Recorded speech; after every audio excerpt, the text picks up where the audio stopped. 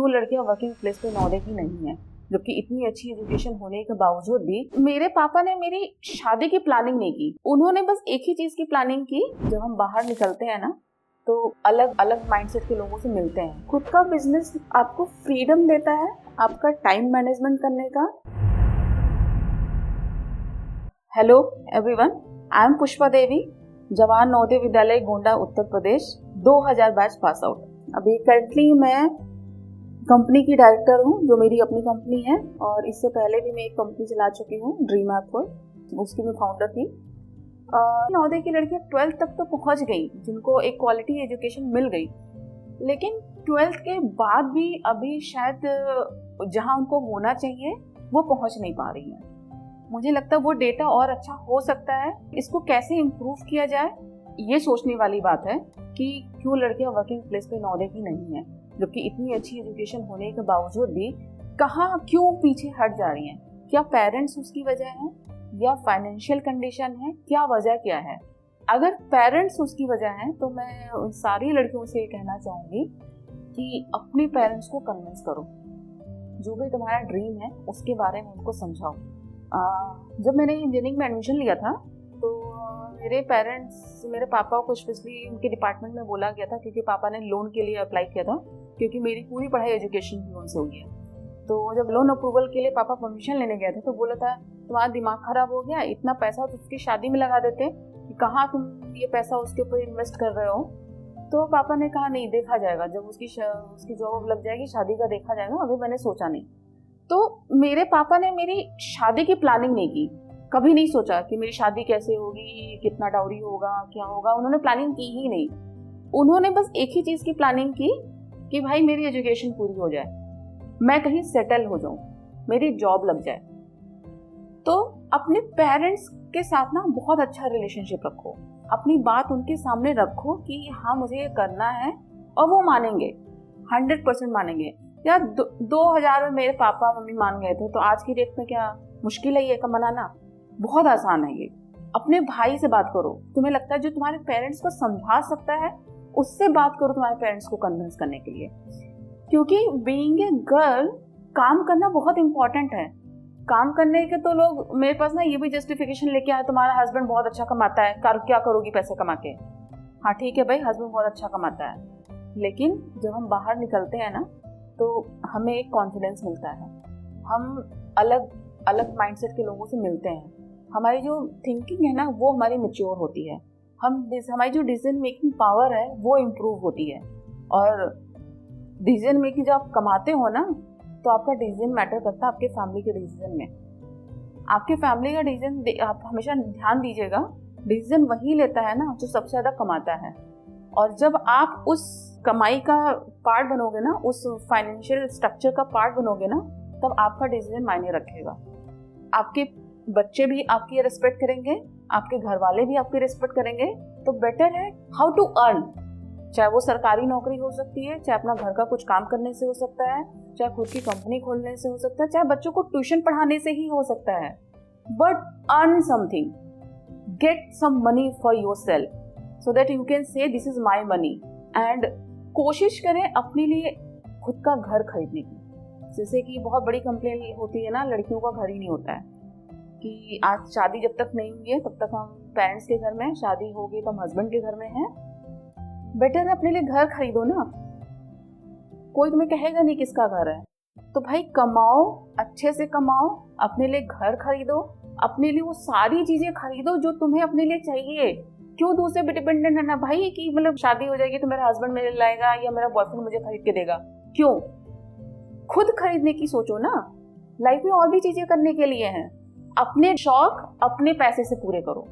मैं सारी लड़कियों से कहूंगी कि एक बार एंटरप्रेन्योरशिप कहते हैं ना, एक बार ट्राई जरूर करना चाहिए अपना खुद का बिजनेस, क्योंकि खुद का बिजनेस आपको फ्रीडम देता है आपका टाइम मैनेजमेंट करने का, और आपके पास चॉइस होती है कि आपको सुबह काम करना है कि शाम को काम करना है।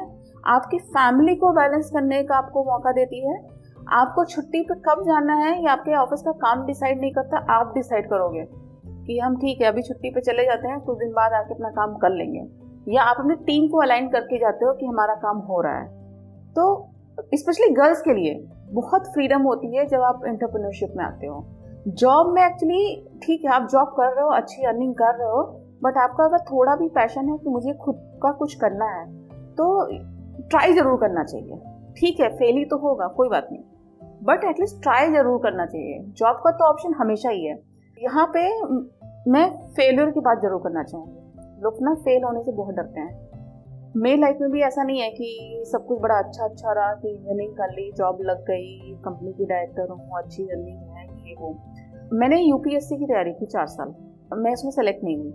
उस समय था कि बहुत ही पैशनेटली मैंने बहुत टाइम दिया। मेरी फैमिली ने मुझे बहुत सपोर्ट किया उसमें, कि मुझे उसमें नहीं पता था कि घर में क्या बन रहा है, क्या नहीं बन रहा है, बच्चे खाना क्या खा रहे हैं, कौन घर में आया, कौन गया। मैं दोस्तों से नहीं मिलती थी, मैं किसी रिलेटिव की शादी में या कोई शादी वादी में नहीं जाती थी। जिसे कहते हैं ना, लाइफ एकदम कट ऑफ हो जाती है। और इतना टाइम और एफर्ट देने के बाद जब आपका सिलेक्शन नहीं होता ना, तो आप एक डिप्रेशन जोन में चले जाते हो। आपको उस जोन से बहुत जल्दी बाहर निकलना होगा। टारगेट मेरा था कि मुझे करना है, बट मैं उसे अपने आप को बहुत जल्दी बाहर निकल के, एकदम नहीं कि मेरा जब तक नहीं होगा तब तक मैं लगी रहूंगी। मुझे ये समझ में आ गया था कि नहीं भाई, इतना ही दे सकती थी मैं, क्योंकि मेरे पास मेरी फैमिली भी है। तो मैंने काम करना शुरू किया, और ठीक है, नहीं हुआ सिलेक्शन, कोई बात नहीं, बट मैंने उसे लर्निंग लिया। यूपीएससी की जर्नी ने मुझे बहुत कुछ सिखाया कि आप अपनी सोसाइटी को कैसे समझ सकते हो, सोसाइटी का देखने का एक नज़रिया सिखाया। सोसाइटी की हर एक छोटी प्रॉब्लम्स को देखने का मेरा तरीका बदल गया। कैसे आप छोटी छोटी प्रॉब्लम्स को कैसे देख सकते हो कि अगर इस पर्टिकुलर एरिया में प्रॉब्लम है तो प्रॉब्लम के और क्या क्या रीजन हो सकते हैं। पहले एक होता ना, एक सिंगल डायरेक्शन में सोच होती थी, बट यूपीएससी की तैयारी करने के बाद एक मल्टीपल डायरेक्शन में सोच होगी कि अच्छा ये प्रॉब्लम भी हो सकती है जिस वजह से प्रॉब्लम अगर हो रही है। तो यूपीएससी का ठीक है, मैं सेलेक्ट नहीं हूँ, बट यूपीएससी की जर्नी ने मुझे बहुत कुछ सिखाया। तो फेलियर को कभी निगेटिव नहीं लें, फेलियर को हमेशा पॉजिटिव लें, और बहुत जल्दी उससे निकल के तुरंत अपने प्लान बी पे आ जाइए। तो मेरे पास प्लान बी हमेशा रेडी था, तो मैं अपने प्लान बी पे, ठीक है, मुझे स्विच करने में बहुत टाइम लगा। मतलब ये नहीं कहूँगी इट वॉज ना वेरी क्विक कि चलो ठीक है, यहाँ सिलेक्शन नहीं हुआ तो तुरंत प्लान बी में चले जाते हैं, क्योंकि जब अपने लाइफ के अपने बहुत ही इंपॉर्टेंट टाइम अपने वहाँ दिए हैं तो बहुत टाइम लगता है उसको स्विच करने में, मुझे लगा। बट कोई बात नहीं, इट्स ओके। आज मैं जहाँ हूँ मैं बहुत खुश हूँ और मैं बहुत अच्छा कर रही हूँ। अब फिर ये क्वेश्चन आएगा कि भाई हम कमा लेंगे, बाद में बच्चे होंगे, फिर हमारा कमाना रुक जाएगा। नहीं रुकेगा, क्योंकि आपको तरीका ढूंढना होता है कि ये हमारी जर्नी कैसे रुके ना। मेरे पास 2 बच्चे हैं आज की डेट में, मैं उन दोनों बच्चों को मैनेज करती हूँ और अपना घर मैनेज करती हूँ, अपना ऑफिस मैनेज करती हूँ। मेरा कुछ भी डिस्टर्ब नहीं होता है। क्यों? क्योंकि सिर्फ मैं अकेले मैनेज नहीं करती हूँ, मैंने उनको भी सिखाया है कि उनको भी मैनेज करना पड़ेगा मेरे साथ। तो मुझे याद है, मेरी जब सेकेंड डॉटर हुई थी तो मैंने अपने बच्चों को ऑप्शन दिया कि अगर तुम लोग चाहो तो मैं घर में ब्रेक ले सकती हूँ, कि तुम लोग को अच्छा टाइम दूंगी, ये करूँगी। तो मेरी डॉटर ने कहा, आपको लगता है कि आप घर पे रह सकते हो? पॉसिबल ही नहीं मम्मा, आप ऑफिस जाती हुई अच्छी लगती हो, घर हम लोग देख लेंगे, आप ऑफिस जाओ, हम लोग मैनेज कर लेंगे। तो जब आप अपने लिए स्टैंड लेते हो ना, तब आपकी फैमिली भी आपके लिए स्टैंड लेती है और आपके लिए खड़ी होती है, आपको उस चीज़ में सपोर्ट करने के लिए। आज मैं यहाँ पे जॉब कर रही हूँ तो उसका रीजन मैं अकेले नहीं हूँ, मेरी दोनों डॉटर हैं, मेरे हस्बैंड हैं, मेरे फादर इन लॉ हैं, तो इसलिए मैं कर पा रही हूँ। बट ये मैंने उनका ट्रस्ट जीता है, मैंने उनको कॉन्फिडेंस दिलाया कि I am happy when I am working. तो उनको पता है कि मैं हैप्पी हूँ तब हूँ जब मैं वर्किंग हूँ। तो हम सब एक दूसरे को सपोर्ट करके आगे बढ़ रहे हैं।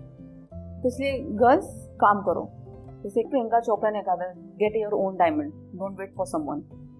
और लास्ट में बस मैं यही कहूँगी कि आपके सोसाइटी नॉर्म्स, आपका सराउंडिंग्स, आपका फैमिली इनकम, आपका फैमिली बैकग्राउंड, आपके फैमिली का स्ट्रक्चर, आपका एरिया डिसाइड नहीं कर सकता कि आपका फ्यूचर क्या है।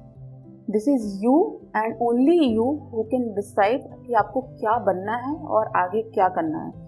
ये सारी चीज़ें सिर्फ आपको रोकने के लिए होती हैं। जो आप खुद नहीं कर पाते हो तो आप ये सारे बहाने लगाने शुरू करते, मेरे पापा रेडी नहीं है, मम्मी रेडी नहीं है, ये नहीं रेडी, ये प्रॉब्लम है, ये प्रॉब्लम है।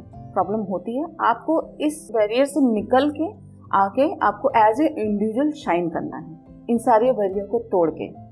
जो भी हमारी सोसाइटी नॉर्म्स हैं होता है, सबके लिए होता है, बट हमें उसे बाहर निकल के एज ए इंडिविजुअल हमें शाइन करना होता है। Thank you.